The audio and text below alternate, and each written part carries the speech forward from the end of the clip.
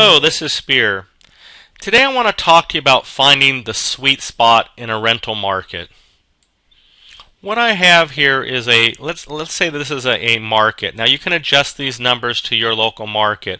But let's say in any type of a market you have a property range. You have properties in this market that sell on the low side around $50,000 all the way up to the high side of around $500,000. And let's say that in this market the median home price is around $190,000 to $200,000 right here. So as you can see, this is basically the different prices as we go up and go around the medium home price in the cycle here. Now,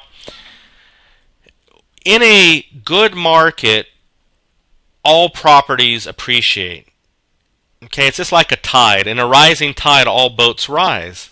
Okay, so in a really good real estate boom, a good part of the cycle, the low-end properties will appreciate as well as the high-end, as well as all the properties in between. But when a market changes, you end up having sometimes some challenges on the low end and sometimes some challenges on the high end. Now let me talk about my market, like San Diego, California. In a rising market, a lot of people really want to get into the market. So you'll see a lot of one-bedroom condos or studios or lofts or small houses, and that's the low range, and a lot of people get into that. You know, when I first started, you very rarely, when you would buy units or anything that you did, you very rarely wanted to have studios or one bedrooms because there was a high turnover. And again, during good times they're there, but during bad times, a lot of these people struggle and there's some issues that are there. So when we look to buy something for us to hold for our portfolio, when we're looking for something, we want something that's a little bit more stable. The same thing with the high end of the market. When the market is good, this goes up as quickly, if not more. There's a high demand, everyone's making money, there's financing available. But when the market changes, when it gets bad, it's harder. These people here start having some cash flow issues. People lose their jobs. Financing gets to be an issue. So the demand, is not as great in a changing market, in a down market. So when we look to acquire properties for long-term rentals, for holding for portfolios, we like to look at what the median home price is in an area. And then what I like to do is I like to focus on about 75 to 100% of the median home price. So that gives us right here 140 to 185. You can see it's 190 here. But basically, this is an area that we like to focus on.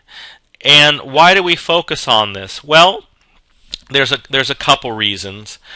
First of all, let's look at the whole market spectrum again, and let's talk about rents. Now on the low end here, you may have heard me say the word rent ratio, you may have heard rent ratios. You always want to try to get a good rent to value ratio so your property cash flows. So when you buy these old houses or studios or condominiums or one bedrooms, whatever they are over here, they may give you a good rent ratio.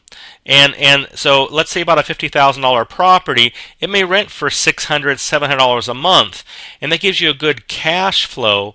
But again, if you have a big vacancy factor or turnover, that will ultimately affect your bottom line. In addition, when you start going to a market when it comes to appreciation, yes, as I said, when a market's really hot, this will appreciate, but usually these older properties or these small properties tend to not have as much a demand, especially when a market slows, they have no demand because people can buy more for their dollar. So we try to stay away from these bottom ones if we can. On the other side of the spectrum, the high-priced properties, the $300,000 to the $500,000 here, for a rent ratio, you may only end up getting on a $500,000 property $3,000 a month.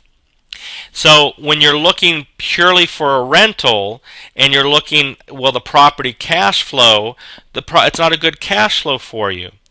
And I can't tell you how many times I talk to real estate agents or other investors, and they say to me, "Oh, Spear, I have a good rental property that you may be interested in." And I say, "Well, what is it?" "Well, we have a $400,000 house that rents for, $2,200 a month." That's not a good rental. That's not a good rent ratio for you. So again, if we go over the spectrum here, the higher you get in price, your rent ratio changes. So we're, as I said, down here on the low side, a property may rent for $500 or $600 or $700 a month. When we get in this medium price from about 75% to here, we're usually renting for about 1 times the value, as we say. So a $140,000 house might rent for $1,400 a month, or a $185,000 house might rent for $1,800 a month. So you get a good rent ratio based on that. Again, as we get over here, now you might end up having, like I said, a $250,000 house that rents for only $2,100, and a $300,000 house that rents for $2,500, and a $500,000 house that rents for $3,000. So your rent ratio gets out of line here. So there's another thing that happens too, is that when we buy something, we want to go in the area that's going to create the most demand. And when we buy in these areas, we always want to try to buy good, as I say, bread and butter units, good working class families, family units. And so we like to buy houses or rental houses that are at least 3 bedrooms to 4 bedrooms, 3 2s and 4 2s. Now we also, because we get a good rent ratio, but we also do that because when the market changes, again, as I said, these people on the lower end here many times have problems, and they sometimes revert back to moving in with their family. You may have people that bought houses over here, and for whatever reason they've lost their jobs, or they went into foreclosure, and they have to downsize, and what they do, they have their family, they gravitate towards these houses over here. So these have a good demand during the strong time of the market, but when times are tough, from both sides it gravitates into this sweet spot here. People gravitate up to it here, they gravitate down to it here. Okay? Now, when I say you want to buy 3 bedrooms or 4 bedrooms, bread and butter, you also want to try to look for added features. When the market's down, you can get a lot for the same amount of money. And let me explain what I mean. If you are looking in this neighborhood and there's 3 bedrooms and 4 bedrooms, some of them may have 3-car garages. That's an added feature. Some of them may have an extra room, like a bonus room or a family room or some additional room. Some of them may end up having, let's say, an extra large lot. So there's, when you in a down market, you won't be paying a premium for that. But because you have that added feature, when you go to rent it, it becomes more attractive, and it makes your property stand out from the competition in the neighborhood. So hopefully this illustration that I gave you about how a real estate market looks, and we talk about the median price, and we talk about trying to do in the sweet spot over here, will be something that will help you in your investing career. So good luck and good investing, and until next time, this is Spear.